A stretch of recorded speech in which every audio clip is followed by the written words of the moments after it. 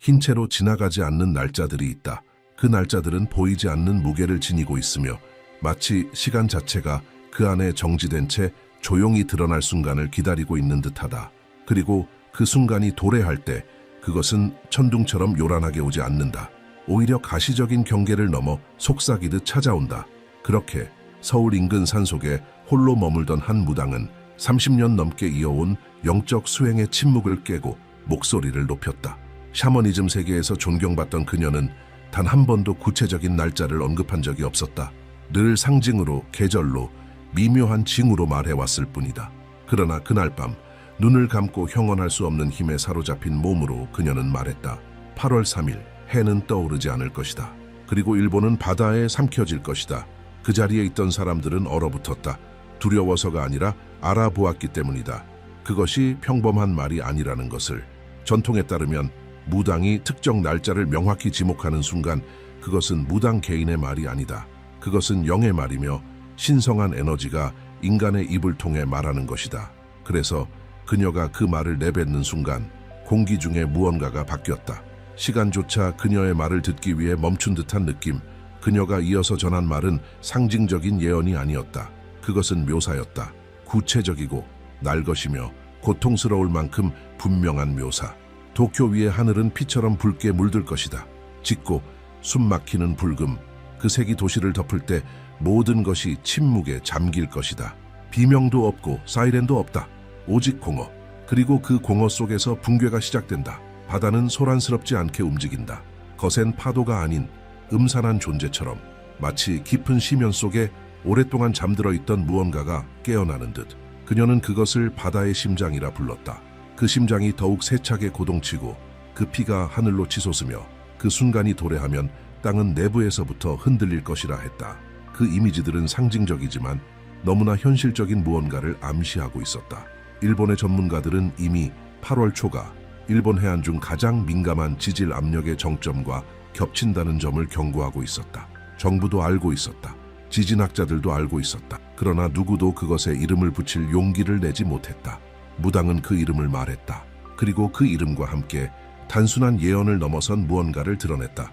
세상의 눈앞에 펼쳐지는 보이지 않는 시나리오였다. 그녀는 다른 형태의 붕괴를 말했다. 재도 아니고 파도도 아닌 침묵이었다. 도쿄는 외부로부터 파괴되지 않을 것이라고 했다. 내부로부터 꺼질 것이라고. 에너지, 통신, 교통, 현대 도시를 유지하는 모든 기능들, 빛만이 아니라 기능 전체가 꺼지는 전면적인 정전, 기술의 공백, 전자적 심연. 그리고 그녀는 말했다. 그것은 단순한 재앙이 아닐 것이다. 그것은 하나의 건너, 하나의 경계선, 우리가 무엇이었는지와 무엇이 될 것인지 사이에 보이지 않는 선, 그리고 그 선을 인식할 사람은 극소수일 것이다. 그 선을 건널 준비가 된 사람도 극소수일 것이다. 가장 불안했던 것은 그녀가 한 말이 아니었다. 그녀가 말하기도 전에 이미 일어나고 있던 일들이었다. 도쿄 인근 지역에서는 대낮에 붉은 하늘이 관측되었고 도시 위로는 베일처럼 이상한 안개가 내려앉았다. 동물들은 이상한 행동을 보이기 시작했다. 개들이 동시에 울부짖고 고양이들은 창문을 통해 도망치려 했으며 새들은 마치 공기 자체가 멈춘 듯 가만히 있었다. 사람들은 물이 차오르는 꿈, 문이 닫히는 꿈, 보이지 않는 목소리들이 들리는 꿈을 꾸었다. 그리고 이 모든 것은 신문이 아니라 조용한 네트워크, 작은 포럼, 평소에는 아무것도 믿지 않던 이들이 남긴 증언을 통해 퍼져나갔다. 마치 집단 무의식이 스스로 경고하려는 듯했다. 서울의 산속에 은둔하던 무당은 30년이 넘는 영적 수행 동안 단 한 번도 정확한 날짜를 언급한 적이 없었다. 하지만 그녀가 단호한 목소리로 8월 3일 해는 떠오르지 않을 것이며 일본은 바다에 삼켜질 것이다 라고 선언했을 때 그 순간 무언가가 움직였다. 실제하는 시간이 아니라 가능성이라는 보이지 않는 구조 속에서. 그 예언의 힘은 단지 말에 있는 것이 아니라 그것을 말한 이의 확신에 있었다. 그녀는 일어날 수 있는 일을 너무나도 명확하게 묘사했다. 그것은 비유처럼 들리지 않았다. 바다의 심장이 뛸 것이다. 그리고 그 순간 그 심장의 피는 하늘로 솟구치고 이후 모든 것이 침묵할 것이다. 그녀에 따르면 그 심장은 은유가 아니다. 그것은 태평양과 유라시아판 사이에 잠긴 해저지대. 과학은 조용히 모니터링하고 영성은 미리 느끼는 긴장 지점이다. 그녀는 그 구조를 바다에 잠든 고동이라 불렀으며 그것이 곧 분노로 깨어날 것이라고 했다. 그 예언은 시적인 이미지 너머를 지닌다. 그녀는 장소, 시기, 징후를 언급한다. 일본 열도의 중심부 후지노미야와 도카이 해안 사이에서 어떤 변화가 준비되고 있다고 말한다. 수십 년간 압축된 대지의 에너지가 임계점에 도달할 수 있으며 그 순간이 아마도 8월 3일일 것이라고 했다. 그녀가 말하는 것은 폭발적인 혼돈이 아니라 조용한 붕괴이다. 붉은 하늘, 소리 없는 도시, 목소리 없는 바다. 그녀는 말했다. 도쿄 위 하늘이 진홍빛이 될 때 느낄 줄 아는 영혼은 때가 왔음을 알게 될 것이다. 그리고 덧붙였다. 그것은 천둥과 함께 오지 않는다. 그것은 침묵과 함께 온다. 그녀의 비전에 따르면 일본은 분노로 파괴되기보다는 정밀하게 침묵당할 수도 있다. 그녀는 일종의 전면적인 정전 사태를 언급했다. 물리적 파괴가 아닌 갑작스러운 기능 정지로 인해 조명, 통신, 교통 시스템, 전력망이 멈추는 도시적 붕괴의 형태였다. 이 예언은 확실한 운명으로 해석되어서는 안 된다. 불안하지만 불가능하지는 않은 하나의 가능성이다. 예언자의 말에 따르면 가장 큰 폐허는 소리로 오지 않는다. 침묵으로 온다. 그녀는 생기 넘치던 도시가 갑자기 정지되는 장면을 보았고 그것을 보이지 않는 추락이라 불렀다. 무당이 언급한 또 다른 징후들도 상세히 묘사되어 있다. 붕괴가 시작되기 전에 하늘의 색이 변할 수 있다고 한다. 그것은 이른 밤이 아니라 낮 시간에 붉은 기운이 공기 위로 들이우는 기이한 현상일 것이다. 그녀는 붉음은 낮에 올 것이다. 빛은 피의 필터처럼 보일 것이라 말했다. 그녀의 상징적 언어 속에서 그 붉은 하늘은 침묵 이전의 마지막 경고였다. 그녀는 동물들의 이상 행동도 언급했다. 그들은 우리보다 먼저 본다. 개들은 울부짖고 고양이들은 도망치려 하며 새들은 날지 않을 것이다. 그녀의 영적 전통에 따르면 동물들은 조화를 이룬 에너지의 존재를 가장 먼저 감지한다. 그리고 그러한 감각은 전체 동네에서 동시에 기묘하게 일치된 방식으로 드러날 수 있다고 했다. 예언의 또 다른 부분은 꿈의 세계와 관련되어 있다. 그녀는 인류의 집단 정신이 충격을 예감할 때 그 경고를 밤의 이미지들을 통해 의식에 알리려 한다고 말했다. 그녀는 이런 경고를 잠든 마음속 미래의 메아리라 불렀다. 여러 사람이 같은 장면을 목격했다고 한다. 물에 잠긴 도시, 닫기 전에 닫히는 문, 얼굴 없는 목소리들이 되돌릴 수 없는 어떤 것의 도래를 속삭이는 장면들. 많은 이들이 같은 꿈을 꾸기 시작할 때 보이지 않는 것이 이미 움직이기 시작한 것이다. 라고 그녀는 말했다. 또한 그녀는 기술적 이상 현상에 대해서도 경고했다. 땅이 말하기 전에 공기가 침범당할 것이다. 라디오에서 알 수 없는 소리가 들리고 혼란스러운 주파수들이 속삭이듯 지나갈 것이다. 그녀에 따르면 고주파 소음과 간헐적 교란은 더 깊은 충격의 전조일 수 있다. 이런 이상 현상은 단순한 기술적 결함이 아니라 지하 깊은 진동이 지표로 올라오면서 발생하는 왜곡으로 본다. 예언은 단순한 지질학적 사건만을 다루지 않는다. 그것은 일본에서 시작되어 인류 전체로 보이지 않는 파동처럼 퍼져나가는 영적 충격에 관한 것이다. 무당은 이렇게 말했다. 도쿄가 멈추면 세상은 머뭇거리게 될 것이다. 그리고 덧붙였다. 그것은 종말의 리허설이 될 것이다. 세상의 종말이 아니라 낡은 세상의 종말. 그녀는 일본을 하나의 문, 즉 포털로 보았다. 전 지구적 질서의 신경 중심지이며 그것이 멈추면 경제, 기술, 심지어 영적 에너지의 방향까지 재조정될 수 있다고 보았다. 한국에서 8월은 늘 뜨거운 열기, 맑은 하늘, 시간이 늘어지는 듯한 긴 낮의 계절이었다. 그러나 올해는 무언가 미묘하게 다른 기운이 공기 속을 스치고 있다. 명백한 징후는 없고 공식적인 발표도 없으며 눈에 보이는 재난도 없다. 하지만 영혼이 깨어있는 이들에게는 일상 속에서도 어떤 불안이 맴돌고 있다.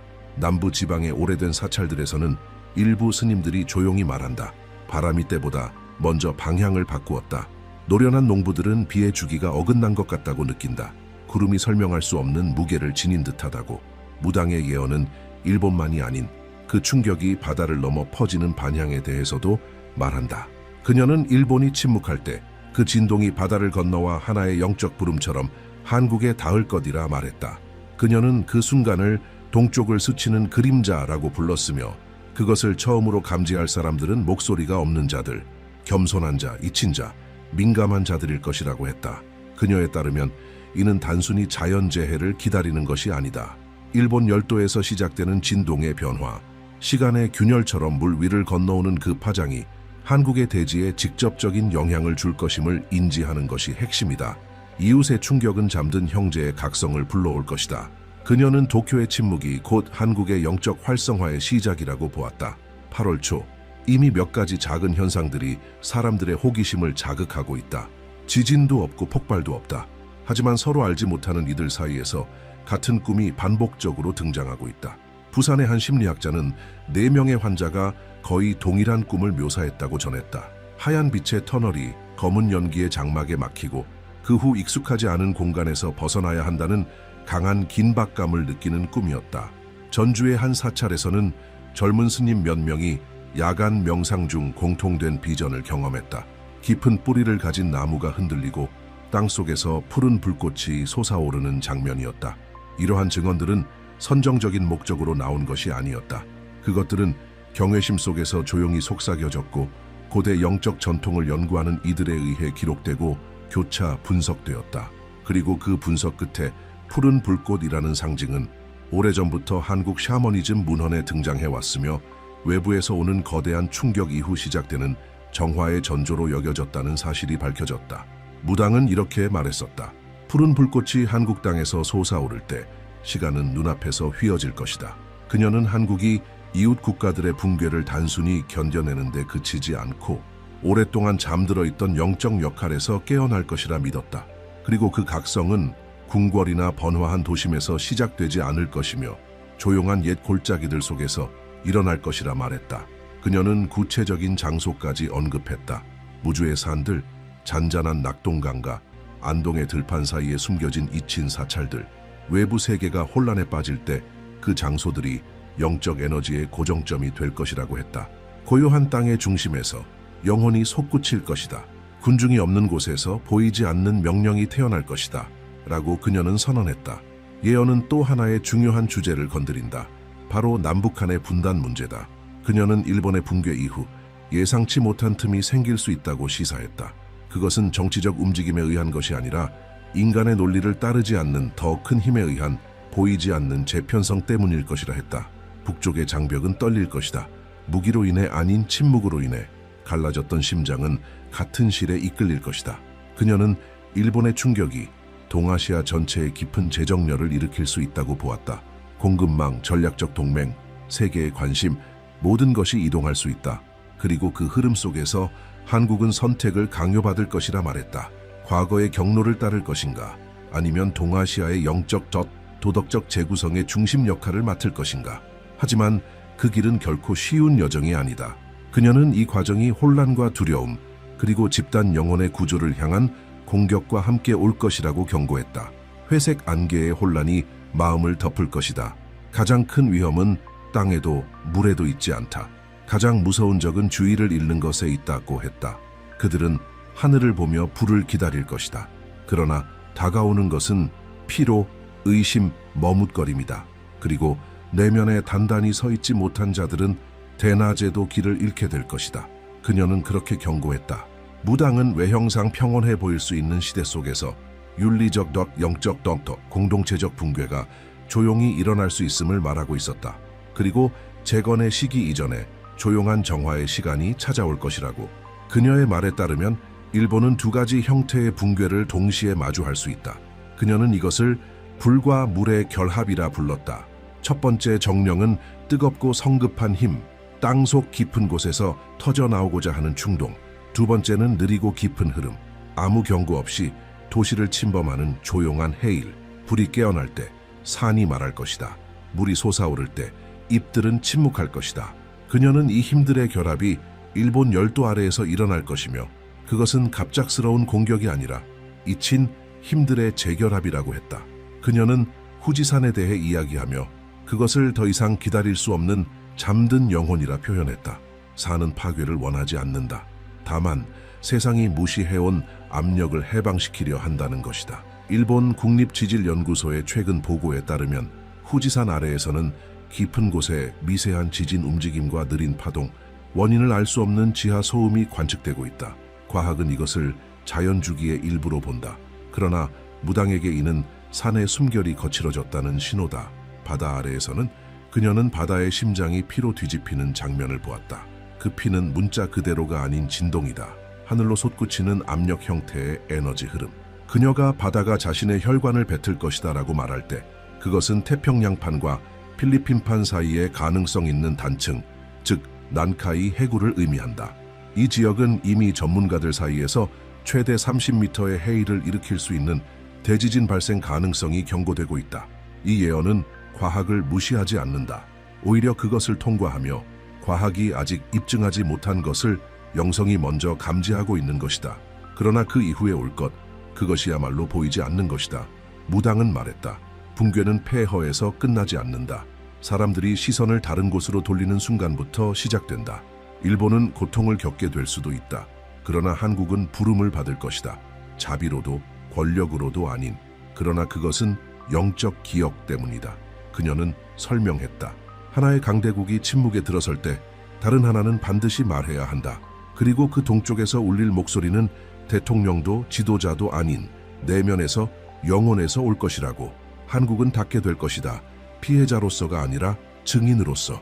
그녀는 8월 3일 이후 한국 땅에서 하나의 영적 움직임이 시작될 것을 보았다. 그것은 눈에 보이지 않을 것이다. 느껴질 것이다. 보이지 않는 것을 두려워하지 않는 자들만이 그것을 인식하게 될 것이다. 스님들, 아이들, 노인들, 들판에서 홀로 기도하는 여성들, 말없는 예술가들, 잊힌 학자들, 이들이 가장 먼저 그것을 알아차릴 것이다. 그들은 발끝부터 머리끝까지 진동을 느낄 것이다. 그리고 알게 될 것이다. 부름이 시작되었음을. 그녀는 또한 한반도 남부에 대한 경고도 남겼다. 따뜻한 바다에서 어두운 바람이 올라올 것이다. 많은 연구자들은 이것을 극단적인 기후 충격 혹은 새로운 형태의 조용한 바이러스의 출현 가능성으로 해석한다. 빠르게 죽이지는 않지만 영혼을 마비시키는 형태. 그녀는 그 바람을 이렇게 묘사했다. 그것은 소리를 내지 않는다. 하지만 마음을 무겁게 짓누른다. 이것은 물리적 파괴가 아니다. 그러나 무기력, 의심, 보이지 않는 두려움의 물결이다. 그리고 그 바람이 지나가면 공동체는 흩어질 것이다. 이웃 간의 신뢰는 약해지고 함께 걷던 사람들이 서로 앞에서 침묵하기 시작할 것이다. 가장 큰 붕괴는 인간관계의 붕괴가 될 것이다. 그녀는 그렇게 경고했다. 그럼에도 불구하고 그녀는 한 줄기의 빛에 대해 말했다. 한국 땅에서 솟아오를 눈에 보이지 않는 저항의 중심. 그녀는 그 장소가 정치 지도에 표시되지 않는 곳일 것이라고 했다. 전라 동부와 경상 북부 사이에 내륙 산지, 시간의 흐름이 느리게 흘러가는 옛 마을들, 유교, 불교, 샤머니즘이 하나의 영혼처럼 겹겹이 공존하는 땅. 그녀는 말했다. 모든 것이 흔들릴 때 그곳의 빛은 꺼지지 않을 것이다. 그 중심은 의식의 기억을 가장 먼저 보존할 것이다. 단지 의식만이 아니라 조상의 용기를 함께, 그리고 그 작지만 확고한 본보기가 다른 이들의 눈에도 비치게 될 것이다. 조용히 켜진 하나의 촛불이 온 세상을 밝히는 법이다. 그녀는 또 하나의 세대에 대해 말했다. 새로운 리더들의 도래. 하지만 그녀는 그들을 보이지 않는 자의 사자들이라 불렀다. 그들은 정장을 입지 않고 카메라 앞에도 서지 않을 것이다. 평범한 사람들이다. 가슴 속에 불꽃 하나를 품은, 어떤 이는 젊고, 어떤 이는 노인이며, 어떤 이는 신앙을 갖고, 어떤 이는 단지 존재로서. 그러나 그들 모두의 사명은 같았다. 땅의 영혼을 지키는 것. 이 계시의 중심에는 단지 파괴만이 있는 것이 아니다. 바로 다시 태어날 수 있는 가능성이 있다. 그녀의 말에 따르면 8월 3일은 단순한 날짜가 아니다. 그것은 여러 선들이 교차하는 긴장의 지점이다. 시간의 선, 믿음의 선, 선택의 선. 그녀는 말했다. 그날을 주의 깊게 바라보는 자는 두려워할 필요가 없다고. 그러나 그날을 비웃고 부정하고 조롱하는 자, 바로 그들이 다가오는 건넘을 인식하지 못할 것이라고. 조롱하는 눈은 길을 보지 못하고 빛에 뿌리 내리지 못한 발은 보이지 않는 곳에 걸려 넘어질 것이다. 그녀는 그렇게 말했다. 그녀가 남긴 이미지는 이렇다. 겉으로는 평온해 보이지만 지표 아래로 금이 서서히 퍼지고 있는 세계, 곧 절벽을 향해 걸어가면서도 여전히 직진이라 믿는 세계. 그녀는 두려움을 요구하지 않았다. 깨어있는 의식을 요구했다. 무당의 예언에 따르면 일본의 붕괴는 단지 경제적이거나 자연적인 충격에 그치지 않는다. 그것은 그동안 흔들릴 수 없다고 믿었던 것들의 취약함을 드러낼 것이다. 그리고 구조들이 무너질 때 세상은 그 와중에도 서 있는 자에게서 영적 지지를 찾게 될 것이다. 그래서 그녀는 말했다. 한국은 단지 지켜보고 있어서는 안 된다고, 준비해야 한다고. 그러나 그 준비는 무기가 아니다.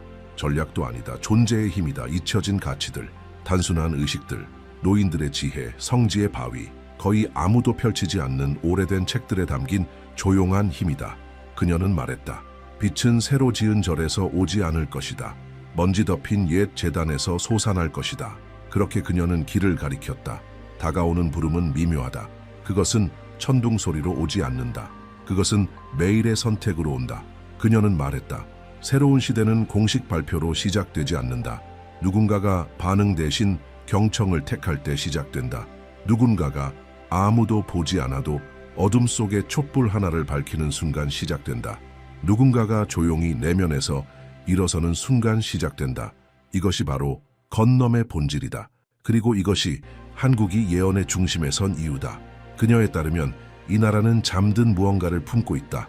아직 수행되지 않은 사명, 발전과 조급함에 눌린 영적 부름. 그녀는 말했다. 산과 바다 사이에 이 땅은 지워지지 않은 기억을 간직하고 있다. 단지 다시 손길을 기다리고 있을 뿐이다. 무당은 낙관적이지도 비관적이지도 않았다. 그녀는 명확했다. 일본은 실제로 갑작스러운 붕괴를 맞이할 수 있다. 그러나 그것이 정확히 그날 일어나지 않더라도 징후들은 점점 더 강해질 것이라고 했다. 세상은 이미 움직이기 시작했다. 그녀는 말했다. 그 날짜는 문을 가리킨다. 그러나 그 문을 통과하는 것은 달력이 아니라 영혼이다. 그녀가 말한 가장 큰 비극은 자연재해가 아니었다. 바로 망각이었다. 세상은 모든 것을 화면을 통해 지켜볼 수 있다. 댓글을 달고 공유하고